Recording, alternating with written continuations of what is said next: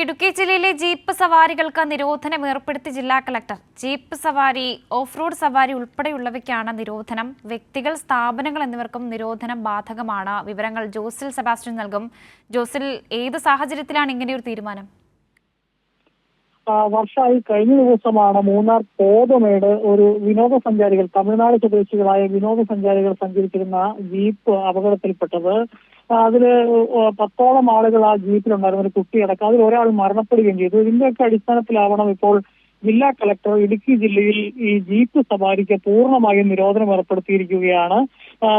ഇത്തരത്തിൽ അതിൽ പ്രധാനമായിട്ടും പറയുന്നത് ഈ ജൂലൈ 10 മുമ്പായിട്ട് അതുമായി ബന്ധപ്പെട്ടുള്ള രേഖകൾ സമർപ്പിച്ച് പരിശോധനകൾ പൂർത്തിയാക്കിയതിനു ശേഷമേ വ്യക്തികൾക്കും സ്ഥാപനങ്ങൾക്കും മറ്റ് ടൂറിസ്റ്റ് ഓപ്പറേറ്റർമാർക്കുമെല്ലാം ഈ ജീപ്പ് സവാരി ഇനി അനുവദിക്കാൻ പാടുള്ളൂ എന്നുള്ള രീതിയിലാണ് ഈ ഉത്തരവ് ഇറങ്ങിയിരിക്കുന്നത്.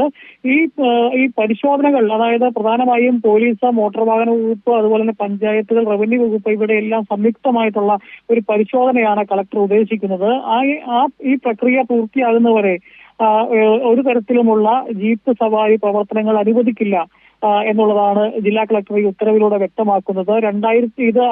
അത്തരത്തിൽ അനധികൃത ജീപ്പ് സവാരികൾ നടത്തുന്നതായി കണ്ടെത്തിയാൽ 2025 ദുരന്ത നിവാരണ നിയമം, മോട്ടോർ വാഹന നിയമം, കേരള പോലീസ് നിയമം, പ്രസക്തമായ ഇടങ്ങളിലെ വന്യജീവി നിയമങ്ങൾ എന്നിവ പ്രകാരം കർശന നടപടി സ്വീകരിക്കുന്നതാണ് എന്നുള്ളതാണ് ജില്ലാ കളക്ടർ അറിയിച്ചിരിക്കുന്നത്. അതായത് ഈ പരിശോധന പൂർത്തിയാകുന്നത് വരെയാണ് നിലവിൽ ഈ പറഞ്ഞിരിക്കുന്ന ഈ നിയന്ത്രണം, അല്ലേ?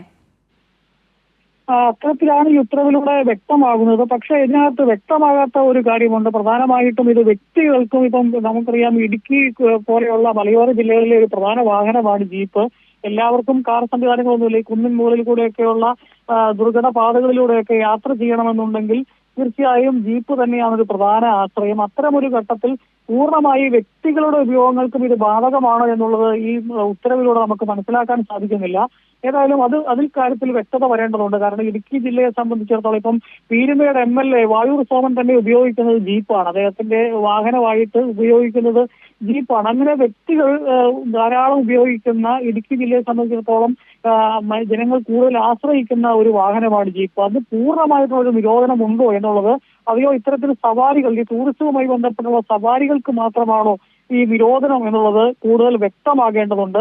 അത് ജില്ലാ കളക്ടർ ഇപ്പോൾ ഈ വൈകിട്ടാണ് ഇത്തരത്തിലൊരു ഉത്തരവ് വന്നിരിക്കുന്നത്. അതിനകത്തൊരു വ്യക്തത വരേണ്ടതുണ്ട്. ഏതായാലും ഇപ്പോഴത്തെ ഒരു ഉത്തരവ് പ്രകാരം മനസ്സിലാക്കുന്നത് ഇത് പൂർണ്ണമായ ഒരു നിരോധനം എന്ന രീതിയിലാണ് ഇപ്പോൾ ഈ ഉത്തരവ് വന്നിരിക്കുന്നത്. ആ ഉത്തരവും പ്രകാരം ഇത്തരത്തിൽ ഈ രേഖകൾ പരിശോധിച്ച് ഇനി ഘട്ടം ഘട്ടമായി ഈ നിരോധനം നീക്കുന്നത് വരെ ജീപ്പ് സവാരിക്കുള്ള ഒരു നിയന്ത്രണമാണ് ജില്ലാ കളക്ടർ പറഞ്ഞിരിക്കുന്നത്. ഏതായാലും ഈ ഒരു കാര്യത്തിൽ ഇപ്പം ഞാൻ പറഞ്ഞതുപോലെയുള്ള ഇത് വ്യക്തികൾക്ക് അടക്കം, അതേ ടൂറിസം മേഖലയിൽ മാത്രമാണ് ഈ നിരോധനം എന്നുള്ളതിൽ വ്യക്തത വരേണ്ടതുണ്ട്. വർഷം ശരി ജോസിൽ, തുടർച്ചയുണ്ടാകുന്ന അപകട പശ്ചാത്തലത്തിലാണ് നിലവിൽ നടപടി എന്നുള്ളതാണ്. ജോസിൽ സെബാസ്റ്റ്യനാണ് വിവരങ്ങൾ നൽകിയത്.